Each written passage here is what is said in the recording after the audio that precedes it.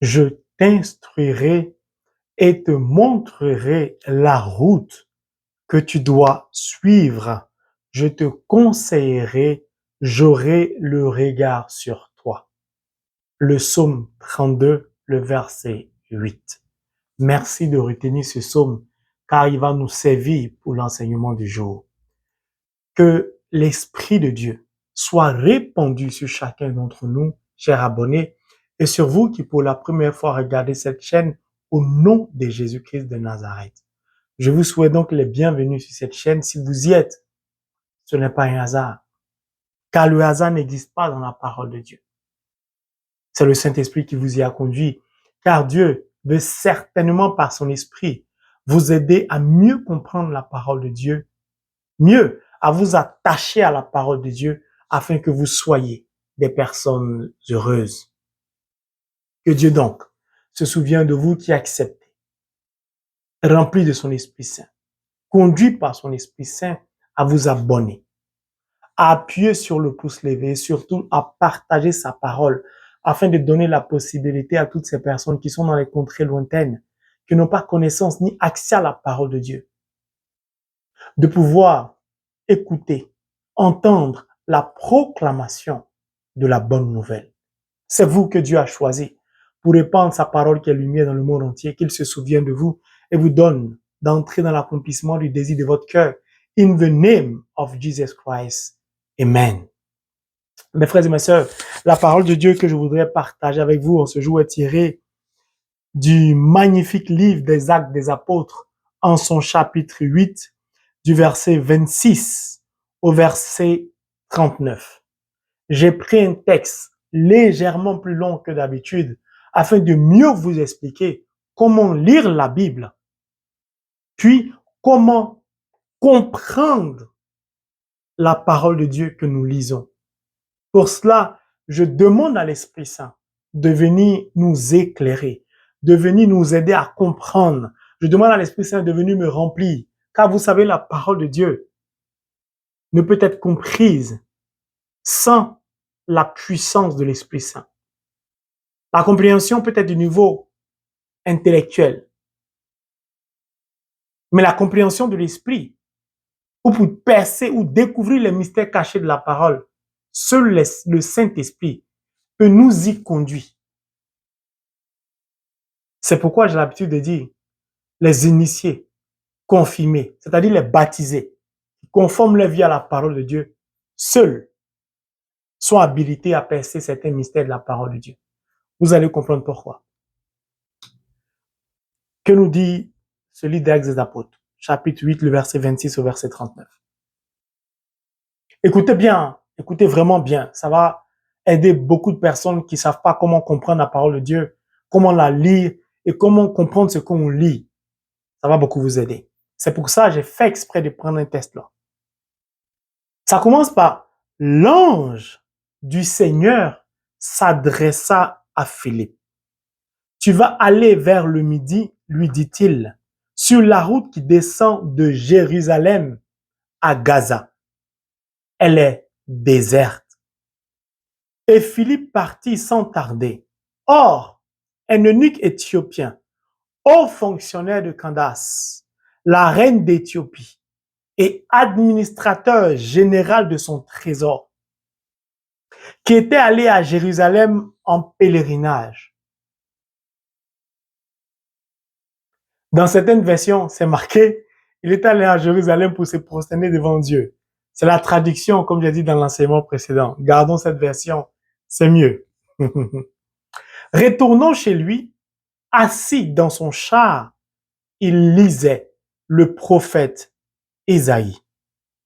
L'Esprit dit à Philippe, avance et rejoins ce char.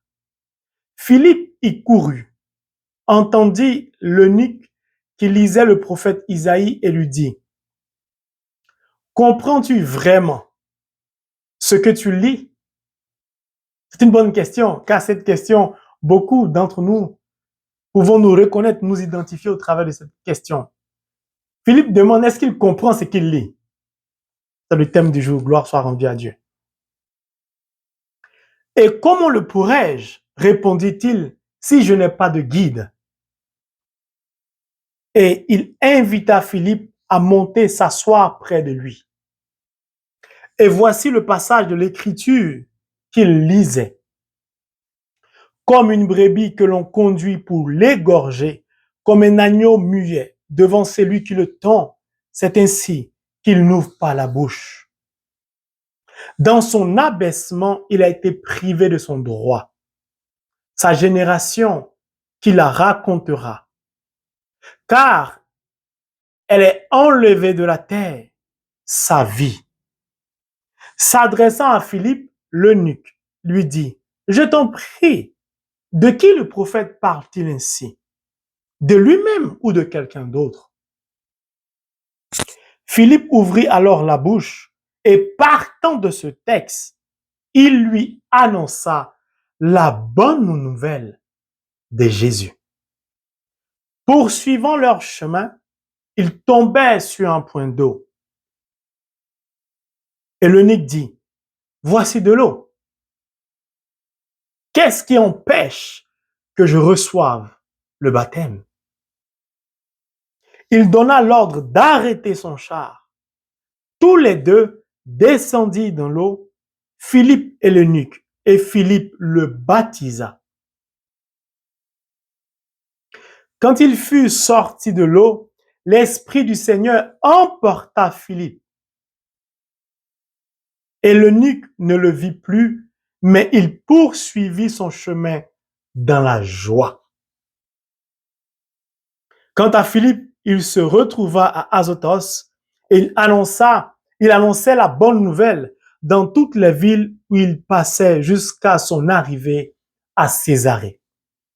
Mes frères et mes sœurs, il n'y a pas plus beau texte pour expliquer comment lire, surtout comment comprendre la parole de Dieu que ce texte magnifique des Actes des Apôtres. De quoi nous parle ce paragraphe? Il s'agit d'un homme, un eunuque éthiopien, qui, pendant son voyage, est en train de lire certainement la Bible, la parole de Dieu, Word of God. Il lit particulièrement le livre du prophète Ésaïe, et non des moindres. Et le passage qu'il est en train de lire est un passage qui parle de comment Jésus va être traîné. Il lit, il ne comprend pas ce qu'il lit, mais il veut comprendre, il s'interroge, il se pose des questions. Mais il est seul, il n'a pas de réponse, mais il a soif. Donc il lit. Puis, pendant qu'il est en train de lire la parole de Dieu, Dieu dépêche un de ses anges pour parler à Philippe, pour lui donner des instructions. Puis, Dieu envoie le Saint-Esprit, pousser Philippe à se rapprocher de ce eunuque. Et Philippe va lui demander, est-ce qu'il comprend ce qu'il lit? Bien sûr qu'il ne comprend pas. Et il va dire, comment le pourrais-je? Je n'ai pas de guide. Il va inviter Philippe à s'asseoir auprès de lui dans son char. Puis Philippe va commencer à lui expliquer la bonne nouvelle de Jésus, c'est-à-dire à lui prêcher la vie du Christ, sa venue, sa mort, sa crucifixion et sa résurrection. Puis, touché au plus profond de son amour, il décide de se faire baptiser. Ensuite, la Bible va nous dire qu'il était tout joyeux. Baptisé, l'Esprit a conduit Philippe ailleurs pour aller continuer à annoncer la bonne nouvelle. Lui a poursuivi son chemin tout joyeux. Après avoir trouvé un point d'eau. Quand vous lisez un tel texte, vous avez d'abord d'emblée une compréhension charnelle, c'est-à-dire à partir de votre intelligence. Mais il y a beaucoup de zones d'ombre. Maintenant, je vais vous expliquer comment comprendre un tel texte au niveau spirituel. Et vous allez voir la différence. Vous allez comprendre l'importance de lire la parole de Dieu, puis l'importance de la comprendre. D'abord, premier point sur lequel nous pouvons marquer un arrêt, il s'agit de qui? Il s'agit d'un eunuque éthiopien. Un haut fonctionnaire de Candace, la reine d'Éthiopie, qui était un administrateur général de tous les biens, du trésor de la reine. C'est-à-dire, on peut dire aujourd'hui que si c'était un de nos contemporains, c'était ministre de l'économie, des finances et du budget. C'est quelqu'un qui occupe un poste, une fonction de haut rang. Ce n'est pas n'importe qui. Ce n'est pas n'importe qui. Mais ce qui est étrange, regardez, celui qui a un titre le plus élevé de sa fonction auprès de la reine est celui-là même qui voyage en lisant la parole de Dieu, the word of God. Je ne sais pas si vous réalisez. Dites-moi, vous connaissez combien de présidents de la République? Combien de ministres de l'économie, des finances, du budget ou je ne sais quoi? Qui lors de ses voyages est capable de tenir la Bible, de lire pendant son trajet. Ils sont combien à le faire? Combien de présidents de la République font cela? Combien de ministres? Combien de hauts fonctionnaires? Combien, je ne sais pas, d'experts comptables, d'architectes, d'entrepreneurs? Combien même de baptisés font ça? Lui, il voyage donc avec the word of God. Je vous rappelle qu'il est païen. C'est-à-dire, il n'est pas encore baptisé. Il n'est pas encore initié. Il n'est pas encore initié confirmé. Mais déjà, il montre les signes de l'initié confirmé. Pourtant, il n'est même pas encore initié. Mais les signes apparents des initiés confirmés, c'est-à-dire, il lit la parole de Dieu. Et il essaie de comprendre la parole.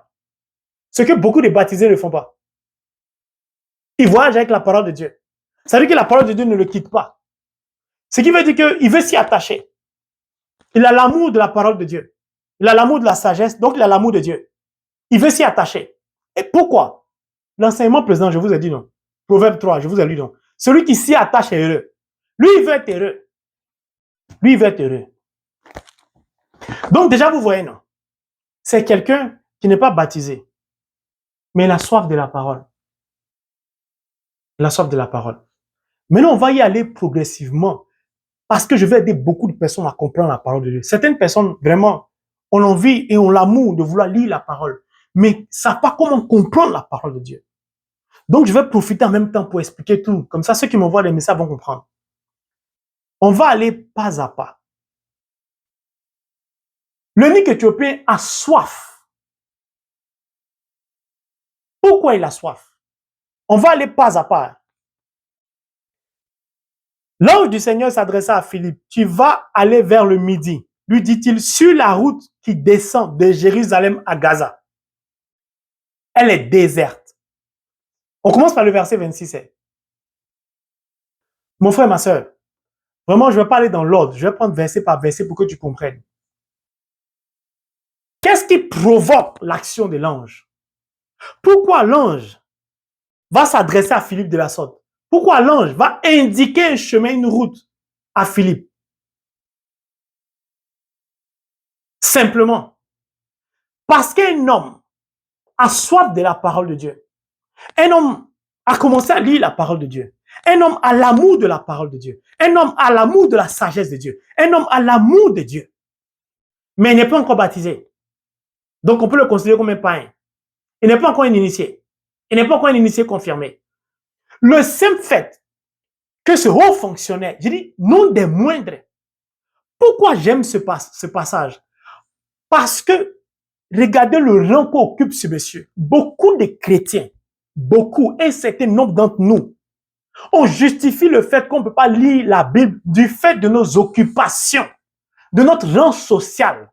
Je suis, je ne sais pas, mon expert comptable. Je travaille à l'ONU. Je suis expert en droits de l'homme. Je suis président, super président. Mon rang, ma fonction ne me permet pas et ceci et cela. Lui défie tous ces arguments fallacieux, bidons pour ne pas lire la Bible. Je m'excuse, hein, j'y vais droit parce qu'on a besoin d'être bousculés, nous les chrétiens. Voici quelqu'un qui était haut fonctionnaire, qui gère les biens administrateurs général. C'est un haut fonctionnaire, il n'a pas le temps. Imaginez, il gère tous les trésors, tous les biens, peut-être les banques du pays, tout c'est lui qui est en charge de tout ça. Est-ce qu'un tel homme a le temps même pour dormir? Malgré sa fonction, ses occupations, il trouve quand même un temps pour lire Holy Bible, the Word of God. Mon frère, ma soeur, explique-moi. C'est quel travail toi tu fais? Et puis tu ne peux pas prendre 10 minutes, 30 minutes pour lire la parole de Dieu. C'est pas moi qui le dis. Hein. Vraiment, je m'excuse. Hein. C'est écrit dans la parole de Dieu. Actes des Apôtres, chapitre 8. C'est pas moi, à partir du verset 26.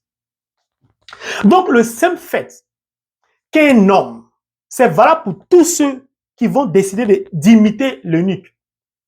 Le simple fait qu'il décide de lire la parole de Dieu, malgré ses occupations, c'est-à-dire il met ses occupations de côté. En son temps, certainement, il n'y avait pas de téléphone portable. Gloire à Dieu pour lui. Parce que l'électronique perturbe la vie de beaucoup d'entre nous. Lui, il prend son temps. Il commence à lire la parole de Dieu. La Bible ne nous précise pas depuis combien d'heures il lisait la parole de Dieu. La Bible ne nous dit pas. Il a commencé à lire à partir de quel livre? Genèse, la Bible ne nous dit pas. Ce qu'on sait, qu'au moment où Philippe le rejoint, il est arrivé sur le prophète Isaïe. Je vous ai dit, le hasard n'existe pas avec Dieu, non. Il n'y a pas de hasard dans la parole de Dieu. Donc, ce simple fait déclenche, à partir de son désir, son amour, sa soif de vouloir lire, pas simplement lire et comprendre la parole de Dieu, déclenche dans le ciel un processus de grâce sur sa vie.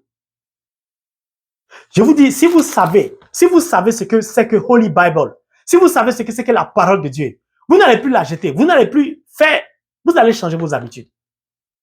Lui, les parrains, il connaît l'importance de ça. Son amour pour la parole va permettre à Dieu de dépêcher un ange auprès de Philippe. Dieu, la Bible dit que tout est subjugué par son regard. Dieu ayant identifié la route sur laquelle se trouve cet homme qui est en train de lire la parole, va dépêcher un ange. Suivez bien, ça commence par un ange. Vous allez comprendre pourquoi j'insiste sur l'ange.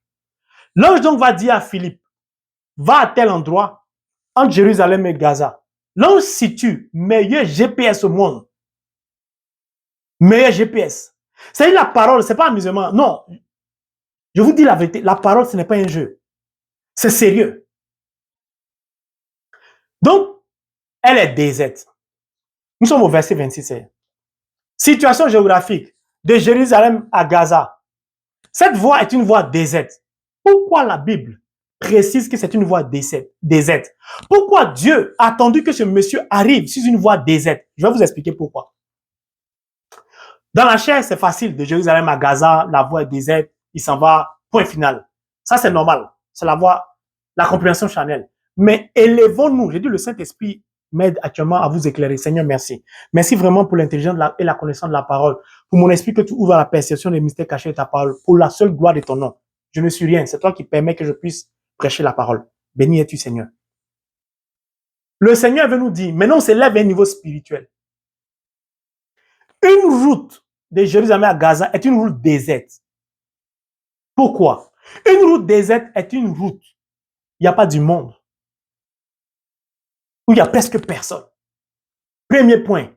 Ça veut dire que vous ne pouvez pas lire la parole de Dieu dans le bruit. Premier point, c'est le silence. Lorsque vous voulez lire la parole de Dieu. Éloignez-vous du bruit, coupez vos téléphones portables, séparez-vous de vos occupations. Pourquoi? Parce que Dieu veut vous parler dans le silence. Merci de regarder l'enseignement sur le chemin de la prière. La prière, c'est ce mouvement de l'extérieur vers notre intérieur pour rencontrer Dieu. Dieu veut nous rencontrer dans le secret de notre cœur, dans le silence. Donc Dieu envoie l'ange. En mathématiques, le segment fermé à gauche, à droite.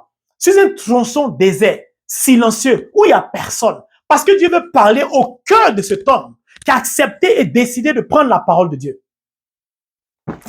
Déjà, vous comprenez le niveau spirituel de la compréhension? Ça paraissait banal pour certains qui allaient passer à côté. Bien, désert. Dans désert, il y a quoi? Il y a désert. Puisque la Bible dit elle est déserte, c'est-à-dire on parle de la route. Dans la route est déserte, il y a le désert. Donc, c'est un chemin où il n'y a personne. Puis, c'est un chemin sec. Il fait chaud. C'est le désert. Quand vous êtes dans le désert, qu'est-ce qui peut vous frapper? La soif. Qu'est-ce qui peut vous manquer? De l'eau. Donc, Dieu choisit une route, un tronçon, un chemin pour aller à la rencontre de quelqu'un qui a soif, qui a soif de la parole de Dieu. Alléluia, merci Seigneur pour ce que tu m'expliques. Donc, c'est la soif de cet homme, suscitée par son amour pour la parole, qui va déclencher la main de Dieu sur sa vie. Donc, vous voyez, quand vous commencez déjà à lire la parole de Dieu, avec un cœur disposé, en ayant pris les prédispositions, c'est-à-dire comment prier, éloigner du téléphone, éteindre la télévision, vous rentrez déjà sans vous rendre compte en intimité avec Dieu. Même si vous ne comprenez pas ce que vous lisez. Parce que lui, il ne comprenait rien. Il lisait, il ne comprenait rien. Malgré qu'il ne comprenait rien, l'ange a été dépêché du haut des cieux pour lui. Bien. Ça, c'est le verset 26. Donc, on a une route déserte. Il a expliqué la soif, le désir. Donc, il veut boire. Il a soif.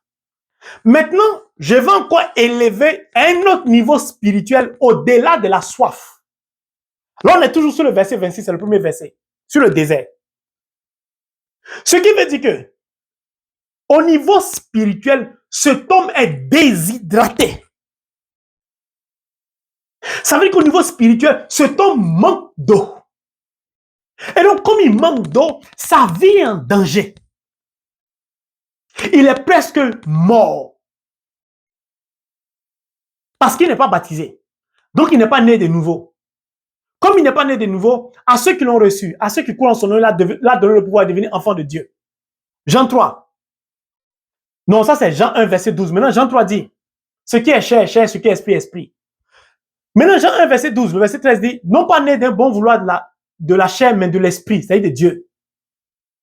Ce qui veut dire que cet homme, tant que vous n'êtes pas baptisé, marqué du sceau de l'Esprit Saint, vous êtes séparé de Dieu, vous n'êtes pas enfant de Dieu. Donc, tout ce qui s'éloigne de Dieu baigne automatiquement dans l'obscurité. Cet homme est déshydraté spirituellement. Il manque d'eau. Comme il est déshydraté, il court vers la mort. Ce qui le maintient en vie, c'est sa soif de la parole qu'il est en train de lire. S'il ne lisait pas la parole spirituellement, c'est un homme mort. Ce n'est qu'un verset. Donc, il s'agit de quelqu'un qui est mort ou qui n'est pas encore né de nouveau. Il s'agit de quelqu'un qui est dans l'obscurité, qui chemine sur un chemin désertique, perdu, il est perdu. Puis, il a soif, il a besoin d'eau. Son corps se déshydrate. C'est ça, là, c'est comprendre la parole qu'on lit au niveau spirituel. Ce n'est qu'un verset de ce paragraphe. Ce n'est qu'un verset. Nous continuons. Verset 27. Et Philippe partit sans tarder. Or, un eunuque éthiopien, haut fonctionnaire de Candace, la reine d'Éthiopie, et administrateur général de son trésor, qui était allé à Jérusalem en pèlerinage. C'est qui, j'ai déjà dit, c'est quelqu'un de haut placé.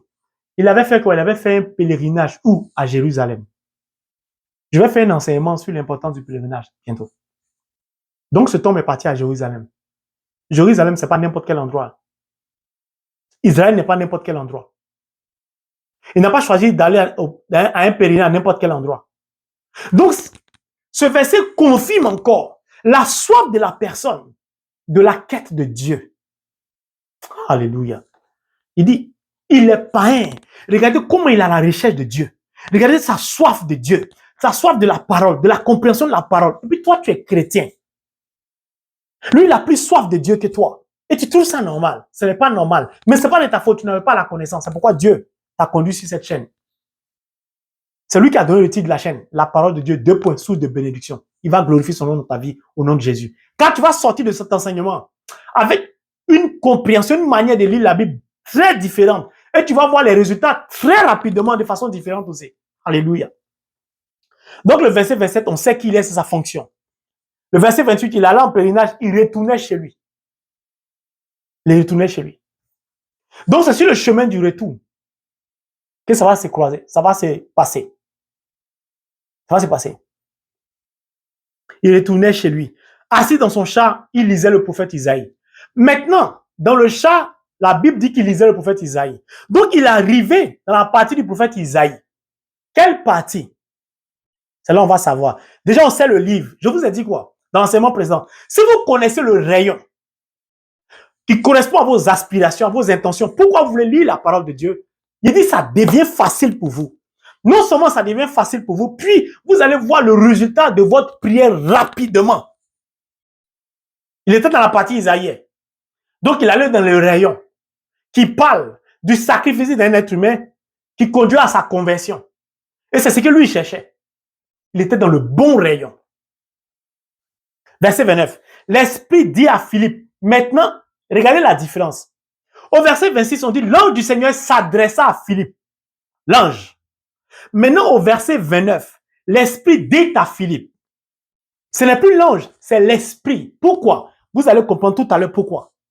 La différence de l'ange qui a donné des instructions à Philippe pour sa situation géographique. Si vous voulez prendre l'ange entre guillemets, excuse-moi, l'ange considéré comme si c'était le GPS qui a indiqué la route. Maintenant, l'Esprit, rappelez-vous du psaume 32 que j'ai lu au début, vous allez comprendre. Je vous instruirai toutes choses. Je vous montrerai la route à emprunter. C'est sommet. Hein? Lisez là, j'aime la parole de Dieu. Donc, verset 29, on dit, l'Esprit dit à Philippe, ce n'est plus l'ange qui parle, c'est l'Esprit. Avance et rejoins ce char. Philippe y courut, entendit l'eunuque qui lisait le prophète Isaïe et lui dit, comprends-tu vraiment ce que tu lis? Donc, Philippe est rempli de l'Esprit Saint. L'Esprit Saint le pousse, le conduit jusqu'au char. Et puis maintenant, Philippe dit, est-ce que tu comprends ce que tu lis? Mon frère, le Seigneur te dit aujourd'hui, est-ce que tu comprends ce que tu lis? Tu lis, tu ne comprends pas, non. C'est pourquoi tu es sur cette chaîne. Dieu va t'aider aujourd'hui. Maintenant, lui va répondre. Verset 31. Et comment le pourrais-je, répondit-il, si je n'ai pas de guide? Mon frère, ma soeur, pour comprendre la parole de Dieu, il faut avoir un guide. Le meilleur guide qui puisse exister. Holy Spirit, le Saint-Esprit. C'est pourquoi la différence au verset 39, c'était plus l'ange qui parlait, c'était l'Esprit dit à Philippe. Pourquoi? Parce qu'il s'agit d'expliquer la parole de Dieu. Ce n'est plus le travail de l'ange. Un ange de Dieu, il ne vient pas vous expliquer la parole. Il vient accomplir la volonté de Dieu dans votre vie. Il vient vous conduire sur le chemin. Lisez le prophète Isaïe. J'entendrai la voix qui me dira si je dois aller à gauche ou à droite. La voix de l'ange. L'ange vient accomplir, accompagner, guider, orienter. Celui qui t'explique la parole, c'est le Saint-Esprit. Il n'a pas de guide. Maintenant, le Saint-Esprit se traduit sous la forme des gens comme moi, qui sommes choisis par Dieu pour enseigner la parole de Dieu. C'est ce qu'on appelle la catéchèse. C'est le prêtre. Quand vous partez à la messe le dimanche, c'est le pasteur, c'est le berger, c'est la bergère. Quand vous parlez de croisades d'évangélisation, c'est le Saint-Esprit qui nous remplit et puis on peut expliquer la parole de Dieu. C'est le Saint-Esprit qui fait ça. C'est ça le guide. C'est ça la catéchèse. C'est ça. Quand vous êtes sur cette chaîne, ce n'est pas au hasard. C'est parce que Dieu veut vous enseigner sa parole. Vous comprenez déjà la différence, comment comprendre la parole de Dieu? L'ange, au verset 26, puis quand son travail est fini, c'est le Saint-Esprit qui vient.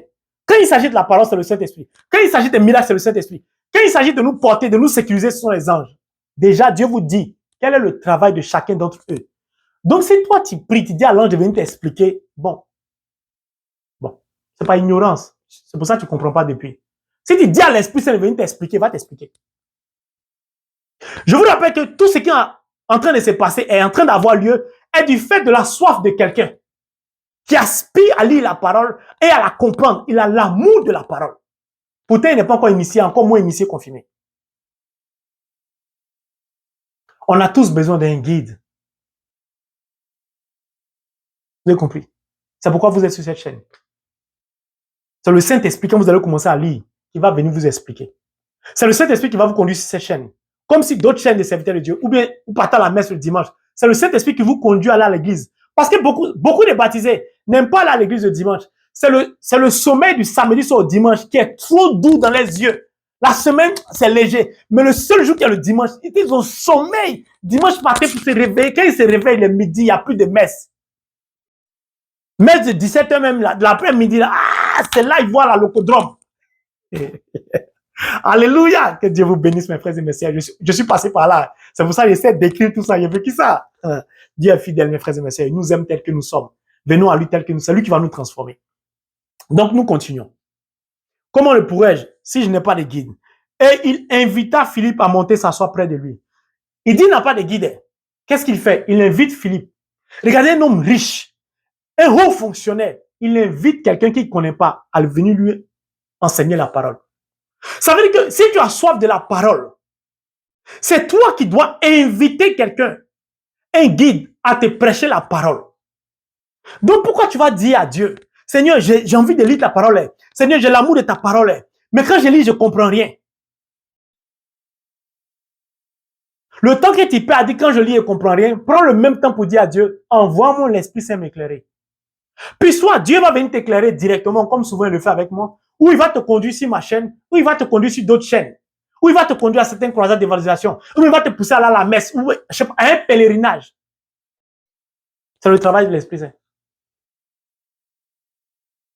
Mes frères et mes sœurs,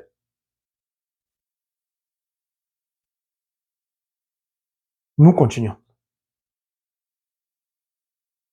Et voici le passage de l'Écriture qu'il lisait. Comme une brebis que l'on conduit pour l'égorger, comme un agneau muet devant celui qui le tend, c'est ainsi qu'il n'ouvre pas la bouche. Dans son abaissement, il a été privé de son droit. Sa génération qui la racontera, car elle est enlevée de la terre sa vie. S'adressant à Philippe, l'eunuque lui dit, je t'en prie, de qui le prophète parle-t-il ainsi? De lui-même ou de quelqu'un d'autre? Ça montre sa soif, son désir de compréhension. Quand on a soif, on pose des questions. On cherche à se cultiver. Pas des questions de curiosité, des questions pour comprendre. Pourquoi on veut comprendre? Parce qu'on veut appliquer. On veut conformer sa vie à ce qu'on lit. Car quand on est rempli de l'Esprit Saint, quand l'Esprit Saint est venu, on l'a appelé, il vient nous expliquer, c'est pour qu'il y ait action après. La Bible dit, Marc chapitre 16, l'Éternel confirme toujours sa parole par des signes. Alléluia. Alors lui pose les questions parce qu'il veut comprendre. Ces questions démontrent la soif. Alléluia. Parce qu'il est déshydraté. Il est dans le désert spirituellement, il est presque mort. Il veut revenir à la vie. Il a besoin de l'eau. Il a besoin de s'abreuver. Alléluia. Il pose des questions. Où est-ce que je peux trouver l'eau? Où est-ce que je peux m'abreuver? Il dit, de qui parle-t-il?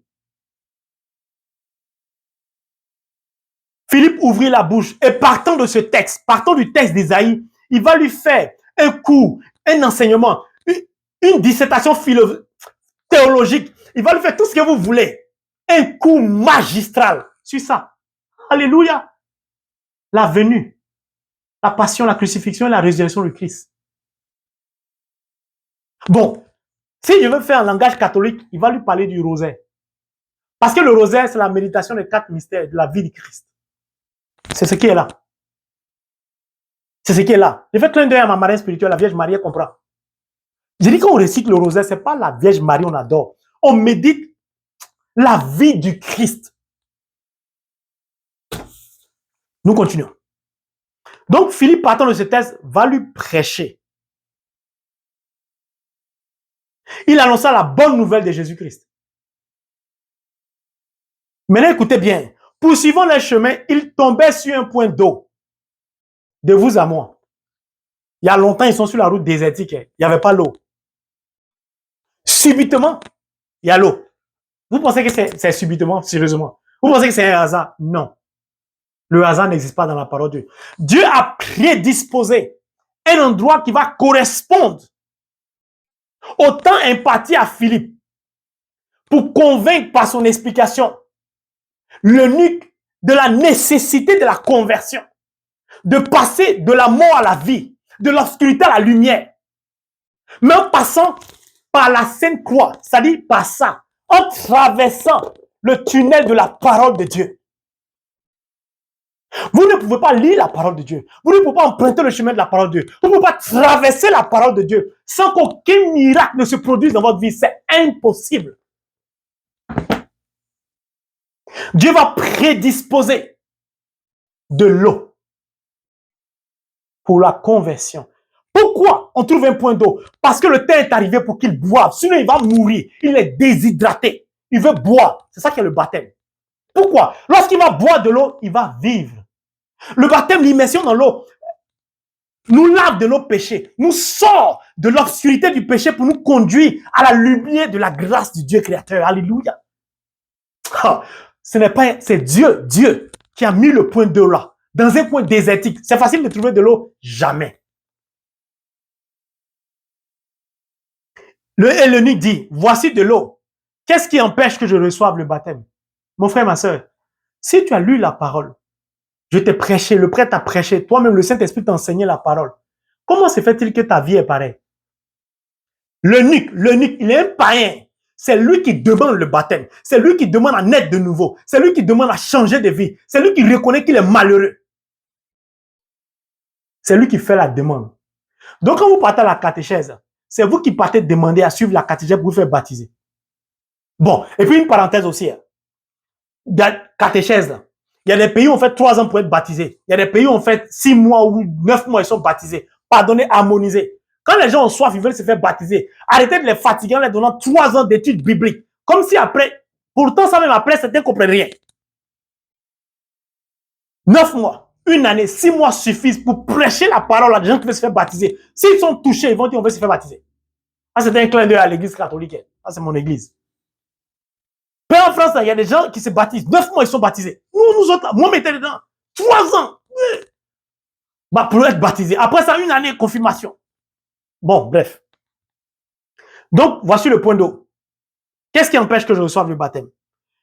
Il donna l'ordre d'arrêter son char. Tous les deux descendus dans l'eau, Philippe et l'eunuque. Et Philippe le baptisa. Vous avez compris? D'où l'importance de l'Esprit Saint. Quand l'ange s'est effacé, c'était pour que l'Esprit explique la parole, puis c'était pour le baptême. Quand le baptême a 2 phases, le baptême de l'eau, puis de l'Esprit. Donc, sans l'Esprit Saint, le baptême de l'eunuque n'allait pas être complet. C'est pourquoi l'Esprit Saint est intervenu maintenant. Deuxième niveau de pourquoi le Saint-Esprit est venu. Vous avez vu, ce n'est qu'un petit passage. Regardez tout ce qu'il y a comme richesse dans ce passage. Donc, Philippe va le baptiser, pas seulement d'eau, le Saint-Esprit aussi en même temps. Or, si vous, à ceux qui l'ont reçu, à ceux qui croient à ceux qui l'ont reçu, à ceux qui croient en son nom, il a donné le pouvoir de devenir enfant de Dieu. Quand on devient enfant de Dieu, on est frère de Jésus-Christ. Donc, on est comment? On est joyeux. Le Saint-Esprit ne peut pas venir sur vous, ne peut pas vous habiter, ne peut pas vous utiliser pour vous être malheureux. Ce n'est pas possible. Vous ne pouvez pas lire la parole de Dieu. Ma parole est esprit. Jean 6 disait, tu lis la parole de Dieu, tu ne peux pas être malheureux. Ce n'est pas possible. La parole est esprit, tu es malheureux comment? Tu es malheureux comment? C'est pas moi, hein. Continuez, vous allez comprendre pourquoi. Quand il fut sorti de l'eau, le baptême est fini. L'Esprit Saint a fini de faire son travail. Avec l'eau, il est né de nouveau. Il est devenu enfant de Dieu, frère de Jésus-Christ. Il est rempli de l'Esprit Saint. Il est marqué du sceau de l'Esprit Saint. Qu'est-ce qui va se passer? La mission de Dieu, déclenchée par son amour, sa soif de la parole, est finie. Qu'est-ce qui va se produire? L'Esprit du Seigneur emporta Philippe. Et l'eunuque ne le vit plus. Vous comprenez, non? Maintenant, voici la bonne partie. Mais il poursuivit son chemin dans la joie. Mon frère, ma soeur, toi, tu es baptisé. Tu lis la parole de Dieu. 365 jours. La moitié, tu es malheureux. Est-ce que c'est normal? Lui, il est païen. Il vient de recevoir le baptême. La Bible dit qu'il est dans la joie. Ça veut dire quoi? Un homme riche, un homme haut fonctionnaire, un homme de haut rang. Il a tout dans sa vie, mais il était malheureux. Pourquoi? Parce qu'il n'était pas né de nouveau. Il n'était pas initié. Il n'était pas initié, confirmé. Je vous ai dit, si vous n'êtes pas né de nouveau, si vous n'êtes pas baptisé, vous êtes toujours dans l'obscurité. Dans l'obscurité, vous êtes malheureux.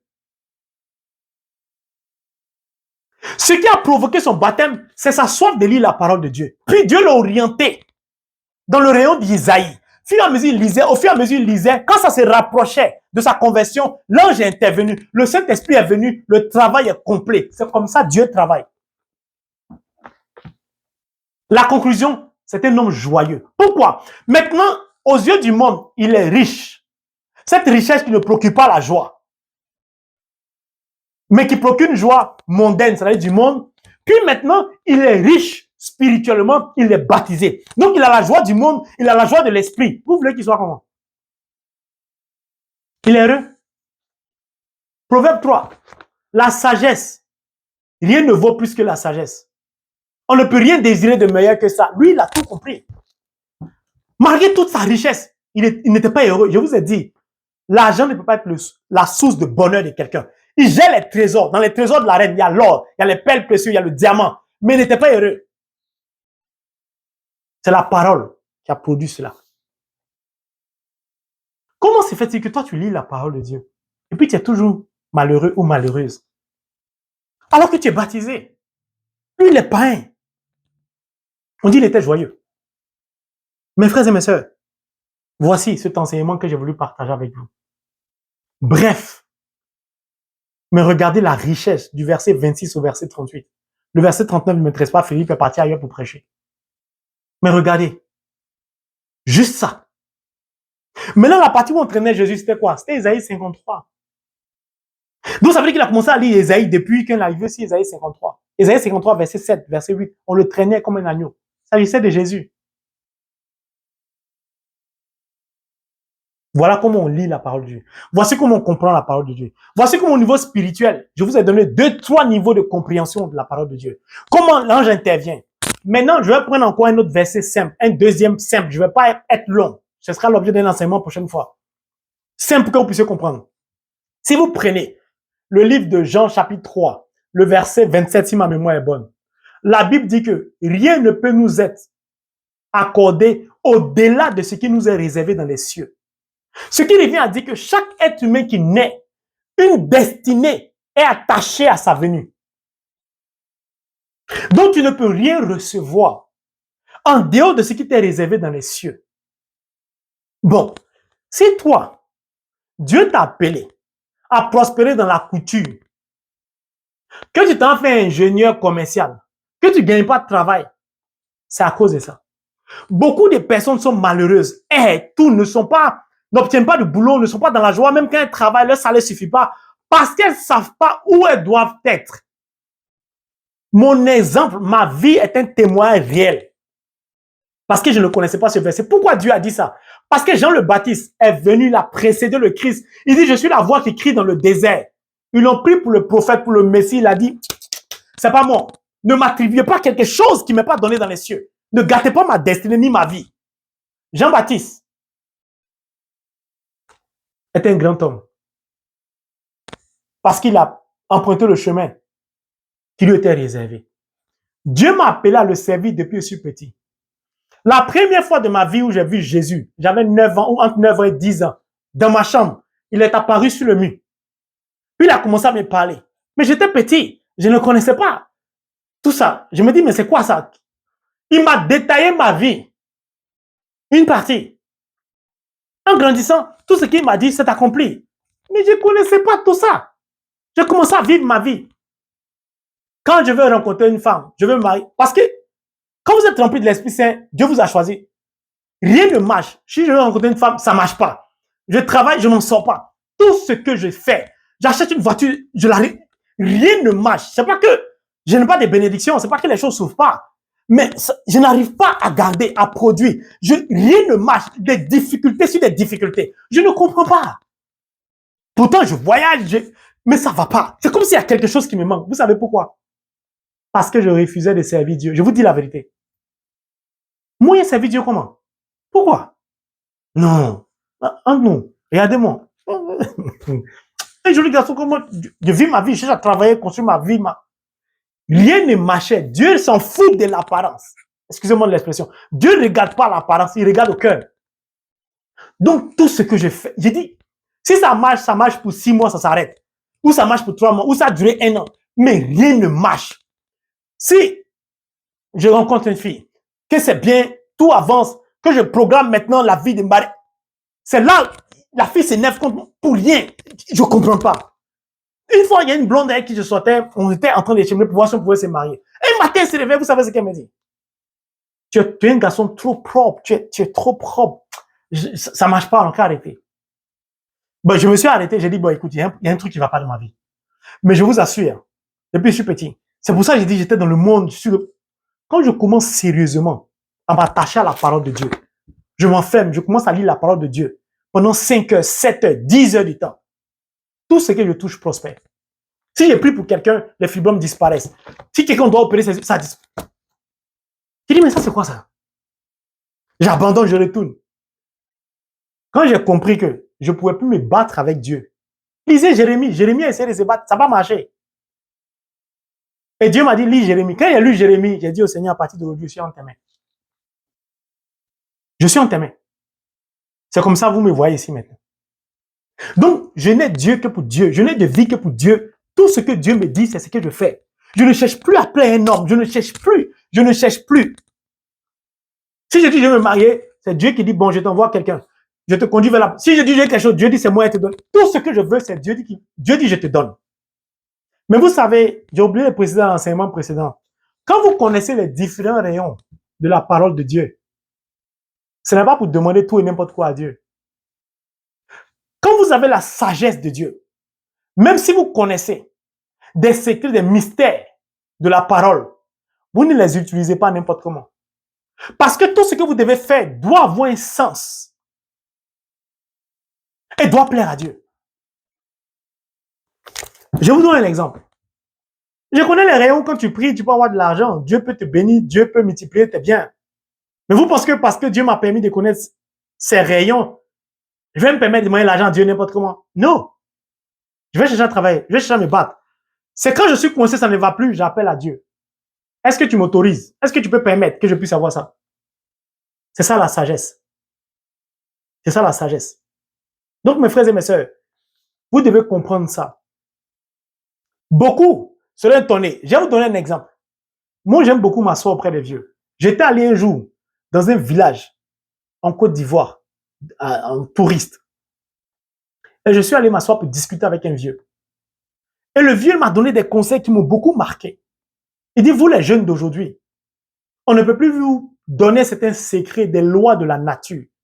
Parce que vous faites n'importe quoi avec ça. Donc, nous, les vieux, on est obligé de mourir avec notre connaissance. Parce qu'il y a des secrets qu'on va vous montrer. Vous allez prendre ça pour aller braquer des banques. Vous allez prendre ça pour aller chez la femme de vos voisins. Vous allez faire n'importe quoi.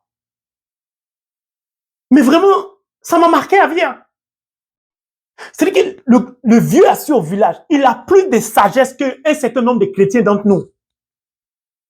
C'est-à-dire que si vous connaissez les mystères de la parole de Dieu, ce n'est pas la peine de les utiliser n'importe comment.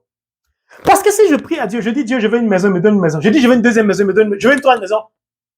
Quel est le sens de tout ça? Quel est le sens? Pourquoi? Parce que la finalité, ça va me perdre moi-même. C'est pourquoi j'aime beaucoup Saint Paul quand il dit j'ai appris à vivre dans la pauvreté comme dans l'abondance. Ma femme et moi, il y a des fois où on n'a pas à manger. On dort comme ça. Le lendemain, Dieu nous donne à manger. Quand ça va pas, c'est jus d'orange on boit pour dormir. Vous pensez que Dieu ne sait pas qu'on n'a pas à manger. Mais il veut nous tester, il veut nous voir. Quand on lit la parole de Dieu, ce sera la vie que Dieu va nous éprouver. Mais chaque fois que Dieu nous éprouve, c'est pour nous élever. C'est pour nous élever. Donc, mon frère, ma soeur, la situation que tu vis là, la solution est ici. Est ici. C'est tout. Donc, tu dois savoir qu'est-ce que Dieu a prévu pour toi dans les cieux. Sinon, tu vas passer ta vie à tourner en rond, à être frustré, à mener une vie de comparaison. L'autre réussit, je ne comprends pas. Tu vas passer ta vie à mendier. Il y a des gens qui demandent seulement, on les donne seulement. On les fait offrande, on les donne l'argent, on les aide. Toutes les vies, on les autres, on les aide 10 ans, 20 ans, 30. C'est les personnes qui vont finir pauvres. C'est tout. Quelle est votre destinée?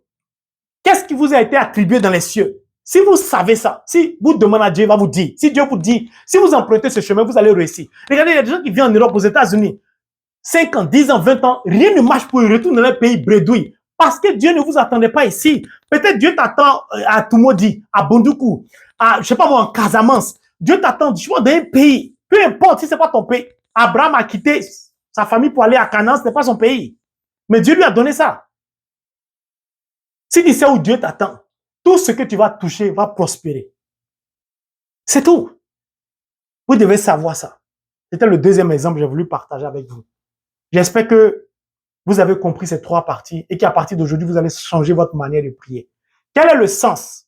Même quand vous allez réussir à trouver le bon rayon, quel est le sens? Vous avez vu l'eunuque, son sens, le sens de sa soif, c'était de naître de nouveau. Quand il a obtenu ce qu'il voulait, il était joyeux. Mais toi, tu penses que Dieu doit forcément te donner un mari.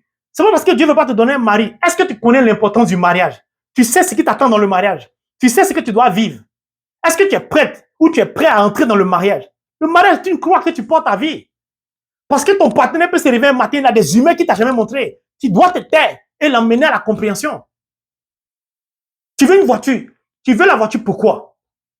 Quand la voiture, là, le diable va utiliser ça pour que tu fasses un accident. Pourquoi tu veux cette voiture? Tu dois savoir pourquoi. Tu veux guérir. La guérison, tu la veux pourquoi?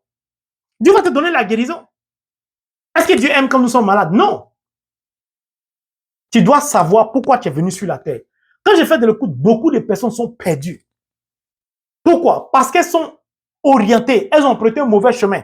Pas que le chemin est mauvais, mais le chemin est mauvais. C'est-à-dire que le chemin ne correspond pas à ce qu'il était prédestiné dans les cieux. C'est pour ça qu'elles tournent en rond. Si Dieu dit que tu vas prospérer par la couture, et que toi, tu t'en fais mannequinat, ou bien tu t'en fais coiffure, ça ne va pas marcher. Même si ça marche, tu sens qu'il y a un vide en toi. Et il y a des personnes qui naissent sans but, qui ne savent pas ce qu'elles veulent. Vous leur demandez quel genre d'homme vous voulez, quel genre de femme. Ces personnes ne savent pas. Vous n'avez pas de but, vous n'avez pas d'orientation. Dieu va faire quoi pour vous?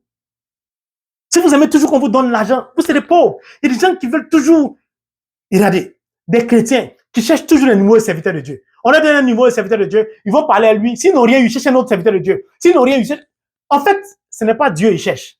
Comme l'eunuque éthiopien, ils cherchent à se servir de Dieu.